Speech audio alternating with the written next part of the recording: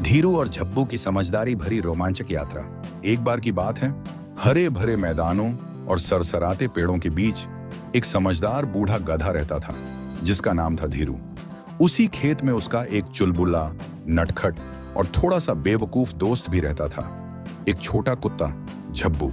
एक सुनहरी सुबह झब्बू अपनी पूंछ तेजी से हिलाता हुआ धीरू के पास भागता हुआ आया।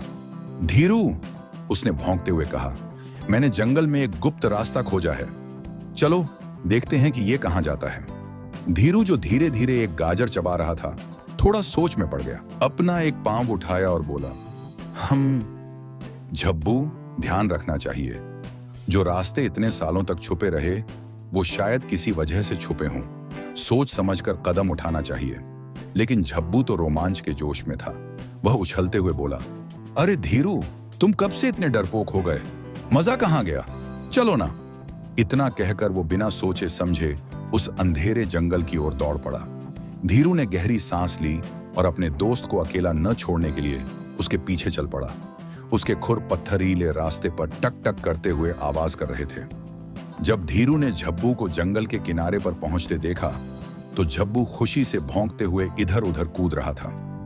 जंगल का रास्ता संकरा और झाड़ियों से भरा था। झब्बू आगे आगे उछलता कूदता जा रहा था, जबकि धीरू ध्यान से चारों ओर देख रहा था। रास्ते में धीरू ने कुछ अजीब चीजें देखी। लाल पंखों का एक गुच्छा, घास में चमकता हुआ एक सिक्का और कुछ अजनबी पंजों के निशान। तभी झब्बू अचानक रुक गया। धीरू भी वहीं रुक गया। अरे नहीं, झब्बू डरते हुए बोला। उसकी पूंछ अब नीचे थी। उनके सामने एक गहरा गंदा कीचड़ का गड्ढा था, इतना चौड़ा कि आसानी से पार नहीं किया जा सकता। धीरू धीरे से मुस्कुराया और बोला, देखा झब्बू, समझदारी से चलना हमेशा अच्छा होता है। झब्बू ने शर्माते हुए ऊपर देखा और कहा, शायद तुम सही कहते हो धीरू, अब क्या करें?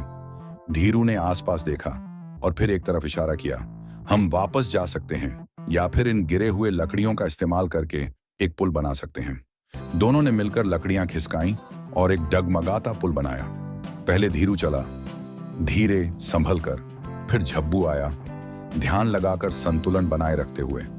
जैसे ही वे दूसरी तरफ पहुंचे, वे एक सुंदर खुले मैदान में आ गए, जहां चारों ओर रंग बिरंगे फूल खिले थे और पक्षियों की मधुर आवाज गूंज रही थी।